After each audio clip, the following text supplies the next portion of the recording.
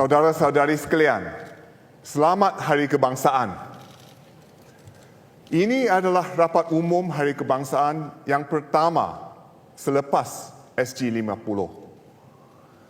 Kita kini memasuki satu tahap baru dalam perjalanan kita. Kita perlu fikirkan bagaimana untuk menjamin masa depan kita. Dalam rapat umum sebelum ini, saya sering menyentuh tentang Geylang Serai. Tahun ini saya sempat ke sana, bukan sekali, tetapi 2 kali. Pertama, ketika majlis menyalakan lampu Hari Raya. Hiasannya lebih gah tahun ini. Sayangnya, saya tidak sempat menikmati sepenuhnya suasana bazar Geylang Serai. Saya rasa tak puas. Ini tak boleh jadi. Jadi, pada malam raya, saya dan Ho Ching pergi lagi ke sana. Seronok sekali. Tak ada protokol. Inilah gambar-gambar yang saya ambil. Kami beramah mesra dengan ramai pengunjung yang sedang menikmati beraneka juadah. Suasananya cukup meriah. Rakyat Singapura dari pelbagai bangsa ada di sana. Mereka tersenyum dan kelihatan riang. Jelas mereka selesa, berasa selamat dan yakin bersama satu sama lain. Inilah yang kita hargai dan inilah yang akan saya sentuh malam ini. Tentang kemakmuran, perpaduan, dan identiti kita. Saudara-saudari, untuk berjaya dalam ekonomi baru, kita perlu menguasai teknologi. Teknologi merubah industri. Kini, peniaga kuih raya kecil-kecilan pun pandai berniaga secara online. Teknologi juga menggantikan pekerjaan. Kilang-kilang kini kurangkan pekerja dan gunakan robot. Tetapi, teknologi juga mencipta peluang-peluang baru. Kita perlukan jurutera dan pencipta program, saintis dan pereka permainan seperti Pokemon Go. Malah pekerja biasa pun mesti tahu gunakan mesin berkomputer. Jadi, penting sekali untuk masyarakat Melayu Singapura terlibat sepenuhnya dalam ekonomi baru. Ramai anak muda Melayu sudah pun turut serta. Misalnya, Muhammad Arif Awari. Selepas lulus kursus kejuruteraan elektrik di ITE, beliau meneruskan pengajian di Politeknik Nanyang. Beliau bertanding dalam World Skills Singapore bulan lalu. Arif dan pasukannya mencipta sebuah robot yang boleh sajikan makanan dan kemudian membawa pinggan mangkuk ke dapur. Robot itu memenangi pingat perak.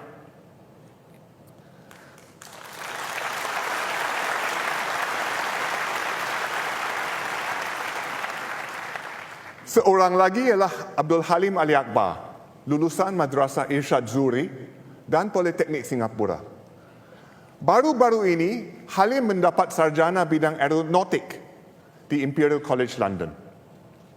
Beliau akan mulakan PhD-nya tidak lama lagi. Sementara itu, beliau bekerja di A-Star dan salah satu projeknya ialah membina drone yang menerima arahan penerbangan melalui kod QR.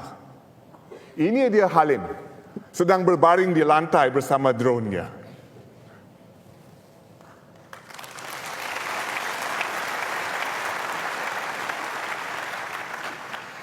Inilah komitmen pemerintah. Kami sediakan permulaan yang baik bagi setiap anak agar lebih ramai boleh berjaya seperti Arif dan Halim. Ekonomi baru bukan sahaja untuk sektor teknologi. Pekerja di sektor bukan teknologi juga ada banyak peluang untuk tingkatkan kemahiran melalui Skills Future. Satu contoh ialah Nur Rashikin Ismail, Nur Ashikin lulusan NITEC Tinggi ITE dalam bidang perakaunan. Pada mulanya, beliau bekerja sebagai koordinator program di SAKA, iaitu Persatuan Jagaan Lanjut Singapura. Lama-kelamaan, beliau tertarik dengan kerja sosial dan mengambil diploma serta diploma lanjutan dalam khidmat sosial. Hasilnya, Nur Ashikin dinaikkan pangkat menjadi pengurus di SAKA. Namun, beliau tidak berhenti di situ. Tahun lalu, Nur Ashikin menang anugerah pengajian Skills Future. Dan kini, beliau sedang memburu ijazah sarjana muda dalam kerja sosial pula. Syabas Nur Ashikin.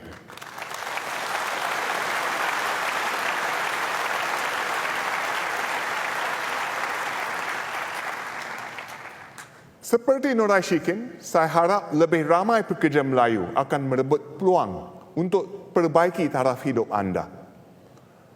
Sejak tahun lalu, Mendaki membentuk unit Future Ready untuk siapkan masyarakat Melayu Islam bagi ekonomi baru. Antara lain, ia menganjurkan siri dialog Future Ready Conversations. Dan lebih 400 pelajar, karyawan muda dan ibu bapa hadir bincangkan cabaran dan peluang dalam ekonomi baru, termasuk yang dibawa bersama teknologi. Bagi golongan pekerja pula, Mendaki Sense, iaitu cabang latihan dan pendidikan berterusan mendaki, menganjurkan siri pameran pekerjaan Making Sense of Skills Future dan dialog Sembang Petang untuk membantu pekerja memanfaatkan Skills Future. Saya harap masyarakat Melayu akan bekerjasama dengan Mendaki dan terlibat sepenuhnya dalam ekonomi baru. Mungkin AMP dan Badan Melayu Islam lain juga boleh terlibat sama dalam gerakan ini. Jika lebih ramai orang Melayu Islam menyertai dan berjaya dalam ekonomi baru, perpaduan antara kaum akan lebih teguh dan kita akan lebih bersedia untuk sama-sama melindungi satu sama lain daripada pelbagai ancaman. Para hadirin, kini antara ancaman besar yang perlu kita hadapi ialah pengganasan. Kita semua tahu bahawa ancaman pengganasan kepada Singapura semakin meruncing dan berbahaya. ISIS di Timur Tengah ada pengikutnya di rantau ini. Malaysia telah memberkas lebih 200 anggota pengganas yang ada kaitan dengan ISIS. Baru-baru ini, Indonesia pula menangkap beberapa orang di Batam yang merancang untuk menyerang Singapura dari Batam. Di Singapura, kita juga memberkas beberapa individu yang telah menjadi radikal. Di Singapura, sebenarnya, kita beruntung kerana semua kaum dan kumpulan agama sebulat suara menyokong usaha untuk membanteras pengganasan. Mereka bekerjasama untuk memperkukuh keyakinan antara agama. Pemimpin Melayu Islam secara terang-terangan menolak keras fahaman pelampau. RRG giat membetulkan tafsiran yang salah tentang Islam dan menyangkal ideologi pelampau dan pengganasan. Saya mengalu-alukan seruan mufti kita, Dr. Muhammad Fatris Bakaram, supaya kita berganding bahu dan lantang mengutuk serta menolak semua bentuk keganasan. Ini panduan berguna untuk masyarakat. Masyarakat Islam dan bukan Islam bekerjasama untuk memperteguh perpaduan dan kefahaman silang agama. Negara kita adalah sebuah negara berbilang agama. Penganut semua agama bersikap pragmatik dan bertolak ansur agar kepentingan umum terjaga. Kita berbincang antara satu sama lain untuk meluaskan ruang bersama dan kukuhkan identiti yang kita kongsi. Kita tidak asingkan diri daripada masyarakat lain. kita hormati agama lain. Kita bertukar-tukar ucap selamat bagi perayaan satu sama lain dan meraihkannya bersama-sama. Ini pengalaman pribadi saya. Misalnya, ketika Tahun Baru Cina, masyarakat lain menyambutnya bersama-sama saya. Pada pesta Pongal yang lalu, saya sertai sambutan masyarakat India di Chengshan. Sewaktu jalan-jalan di pantai East Coast Christmas lalu, saya terserempak beberapa keluarga yang sedang menyambutnya. Saya pun sertai mereka.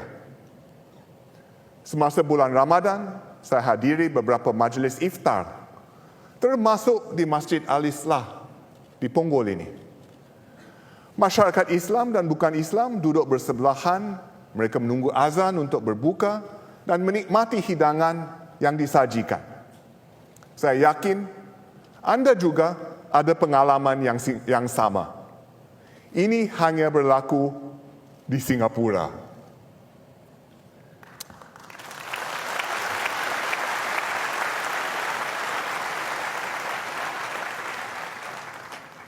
Namun, keadaannya sungguh berbeza di tempat lain.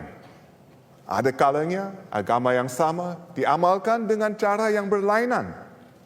Beberapa pendakwah asing yang datang ke sini tidak faham konteks berbilang bahasa dan bangsa Singapura. Mereka menyeru supaya para penganut agama dan bukan penganut dipisahkan. Mereka mengutuk orang beragama lain dan adakala mengutuk seagama mereka sendiri hanya kerana mereka berlainan aliran atau mazhab. Mereka menganjurkan amalan dan adat yang boleh membawa padah kepada Singapura. Sebilangan pemimpin Islam telah menyuarakan kebimbangan mereka. Kami memantau perkembangan ini. Pendakwah asing pernah dilarang masuk ke Singapura. Ada pendakwah beragama Islam, ada beragama lain. Yang jelas, pemerintah harus tegas dan konsisten terhadap semua agama demi mempertahankan keharmonian agama kita. Asatiza kita perlu memahami konteks bagaimana Islam diamalkan di Singapura. Bagi mereka yang belajar di luar negara, program SRP di RSIS bersama Akademi MUIS menganjurkan kursus sijil pemikiran Islam dalam konteks kehidupan masyarakat majmuk. Keperluan memahami isu-isu semasa dan konteks juga diterapkan dalam program pembangunan profesional asatizah di bawah skim pengiktirafan asatizah atau ARS. Saya difahamkan ramai asatizah kita mendapati pendedahan ini perlu dan berguna. Ini harus kita perkukuhkan. Oleh itu, saya gembira Menteri Yaakob Ibrahim mengumumkan rancangan untuk menguatkan ARS dengan meluaskannya kepada semua asatizah. Saya juga alu-alukan seruan pemimpin Melayu Islam supaya ARS diwajibkan agar semua asatizah berdaftar di bawah skim ini. Sekarang, ARS atau atas dasar sukarela, MUIS akan bekerjasama dengan Pergas dan lembaga pengiktirafan asatizah untuk menjadikannya wajib. Saya menyambut baik usaha dan azam masyarakat Melayu Islam kita. Ini akan memberi jaminan bahawa semua guru agama di sini dapat membimbing para pelajar mereka untuk mengamalkan Islam sejajar dengan konteks berbilang kaum Singapura.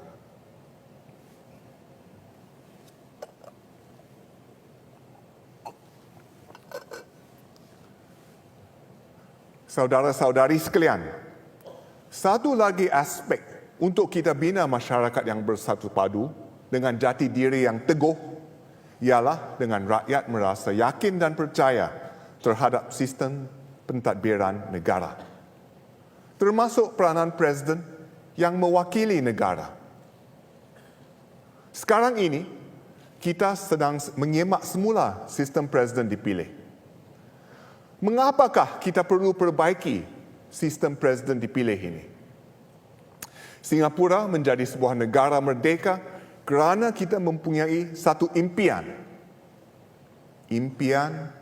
supaya setiap orang memiliki peluang yang sama, tidak kira bangsa, bahasa atau agama. Dan masyarakat minoriti ada ruang untuk mengamalkan budaya dan cara hidup mereka, serta tidak dipinggirkan atau ditindas oleh masyarakat majoriti Cina Singapura. Dalam membina sebuah masyarakat berbilang kaum, kita faham masyarakat minoriti perlu merasakan bahawa mereka diwakili secukupnya dalam sistem politik dan kepentingan mereka dijaga dengan baik. Sebab itulah kita membentuk GRC untuk memastikan bahawa sentiasa ada anggota parlimen daripada kaum minoriti yang terpilih ke parlimen. Kini, kita sedang memberi perhatian kepada isu yang sama untuk presiden dipilih. Dahulu, semasa presiden dilantik oleh parlimen, kita boleh pastikan bahawa semua kaum di Singapura menjadi presiden dari masa ke masa. Sebab itu, mantan presiden kita termasuklah Encik Yusof Ishak, Profesor Benjamin Sheares, Encik Devan Nair dan Encik Wee Kim Wee. Tetapi sekarang, oleh kerana presiden dipilih menerusi pilihan raya, lebih sukar untuk calon bukan Cina terpilih sebagai presiden. Jika calon bukan Cina boleh dipilih dengan sendirinya, seperti Presiden S.R. Nathan, yang memang baik sekali. Tetapi jika proses ini tidak menghasilkan presiden dari kaum minoriti dalam jangka masa panjang, ia akan menimbulkan perasaan kecewa dan resah di kalangan masyarakat minoriti. Dan sewajarnya mereka merasa begitu. Ia boleh dipolitik dan diperalatkan untuk mengapi-apikan masyarakat minoriti dan memecah belahkan perpaduan kita pada masa depan. Kita harus membuat perubahan sekarang dan mengambil tindakan ketika suasana aman dan rakyat bersatu. Jadi, kita mesti pastikan bahawa dari masa ke masa, Singapura mempunyai seorang presiden Melayu, seorang presiden India, ataupun dari kaum minoriti lain. Saya percaya isu ini penting, bukan sahaja kepada masyarakat minoriti, tetapi juga Singapura. Bagaimanapun, kriteria kelayakan yang ketat akan dikekalkan. Dengan ini, kita yakin bahawa sesiapa sahaja yang dipilih menjadi presiden layak dan memenuhi piawaian tinggi yang sama. Jawatan presiden merupakan simbol negara kita. Setiap rakyat Singapura mesti berasa bahawa seseorang dari kaumnya boleh menjadi presiden, malah terpilih menjadi presiden dari masa ke masa. Dengan keyakinan dan sokongan itu, presiden boleh memainkan peranannya, menyatu padukan rakyat Singapura. Inilah yang dilakukan Encik Yusof Ishak. Sebagai presiden, beliau mewakili semua rakyat Singapura. Masjid baru di Woodlands yang dinamakan sempena nama beliau, Masjid Yusof Ishak, hampir siap dibina. Saya tidak sabar untuk merasmikannya pada suku pertama tahun depan. Saya gembira diberitahu bahawa kegiatan masjid akan menerapkan nilai-nilai murni yang beliau perjuangkan, yaitu meritokrasi, kepelbagaian kaum dan budaya, dan pemodenan. Pada tahun 68, dalam ucapan tahun barunya, Encik Yusof Ishak menekankan asas-asas yang membina masyarakat kita. Dengarlah, ini kata-kata beliau. Oleh yang demikian, kita di Singapura tidak harus salah anggap bahawa berbagai bahasa, agama, budaya dan keturunan kaum itu sebagai satu batu penghalang terhadap kemajuan dan kemakmuran. Sebaliknya pula, kalau kita menghadapi segala perbezaan ini dengan rasa muhibbah, sikap sabar dan ingin mempelajari, maka segala aneka perbezaan yang kaya ini akhirnya kelak akan jadi matlamat kita yang terjamin. Antara lain-lain, sikap sabar inilah yang menjadikan Singapura sebuah kota raya yang dinamik dan maju hari ini. Hari ini kita berjaya kerana kita ikut nasihat Encik Yusof Ishak. Inilah yang telah saya bincangkan malam ini. Bagaimana kita mesti meneruskan visi ini dan meraihkan kerencaman kita dengan lebih bersemangat lagi. Hakikatnya, kita hidup bersatu padu walaupun kita tidak serupa. Bak kata pepatah, kuat lilik kerana simpulnya. Oleh itu, kita perlu terus bekerja keras, bertolak ansur dengan penuh muhibah supaya kita lebih bersatu hati. Kita juga mesti pastikan bahawa semua warga diwakili secara adil di Singapura. Saudara-saudari sekalian, inilah tunggak negara kita. Inilah yang membolehkan kaum minoriti dan kaum majoriti kita hidup dengan harmoni, maju dan makmur selama ini. Inilah sebabnya hari ini kita boleh nyanyikan Majulah Singapura bersama-sama sebagai rakyat yang bersatu padu, tidak kira bangsa, bahasa atau agama. Terima kasih.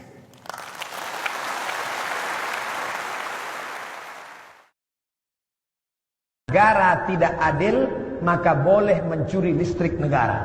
Karena negara tidak adil, maka boleh mencuri air negara. Perlu dijelaskan bahwa air dan listrik bukan punya negara. Air dan listrik punya umat. Maka mencuri listrik dan mencuri air bukan mencuri barang milik negara, tapi mencuri barang milik umat. Minta ampunnya nanti ke seluruh umat di akhirat. Bapak Ibu yang dimuliakan Allah, oleh sebab itu solusi penyelesaian umat ini hanya satu. Apa itu? Khilafah. Tegaknya khilafah, maka selesailah masalah. Takbir. Pikir saya negaranya ini kan kecil aja. Kencing kita sama-sama di Indonesia ini diarahkan pipanya itu tenggelam dia. Kok sombong kali dia gitu. Padahal dulu diserang sama Demak. Coba baca bagaimana Temasik itu diserang sama Demak. Tunggang langgang. Itulah. Mereka ini kan sebetulnya pendatang dulu. Datang dia, tak bisa makan dia di negerinya sana. Datang dia ke situ, pakai peci, pakai baju, ada gambarnya pendiri negara itu. Habis itu dia berkuasa. Sebetulnya wilayah kita itu, wilayah kerajaan Melayu itu. Johor, Siak. Tapi karena kita tak punya kekuasaan, itulah sepelenya mereka. Jadi memang intinya kekuasaan. Tapi nanti insya Allah sampai masanya, mungkin di zaman cucu-cucu kita berkuasa balik. Orang Melayu ini mesti direbut negeri itu balik, biar tahu rasa dia. Pengajar gue. Jadi orang Singapura mesti update status. Kalian mesti update pengetahuan, cari tahu ini orang ini siapa. Kalau kalian merasa informasinya tidak valid dari Indonesia, tanya Malaysia. Mana tahu orang Malaysia lebih jujur sedikit kan? Ini orang ini siapa? Abdul Somad ini kok bisa dapat gelar doktor dari Universitas Internasional Selangor? Tanya Brunei Darussalam. Abdul Somad ini kok bisa kalian kasih profesor? I'm a professor, visiting professor Islamic University Sultan Syarif Ali. Mr. Ambassador Singapore in Jakarta, you ask your neighbor Malaysia and Brunei Darussalam if you don't believe us. Kalau kau tak percaya sama informasi kami, kau tanya Malaysia, kau tanya Brunei Darussalam. Jadi kalian mesti update status. Masa air kencing bisa menenggelamkan Singapura ini, waduh. Singapore as a sovereign country has the right to choose who can enter the country and who cannot. We Indonesian people, we must respect their right. Indonesian government must not waste time nor energy over one unimportant matter. We, most of Indonesian, we support the decision of Singapore immigration for not allowing an extremist preacher for entering their country. Good example for Indonesia. We hope someday Indonesian government can too follow this step in dealing with clerics that preach hate and extremism. Thank you, Singapore, for valuable lesson.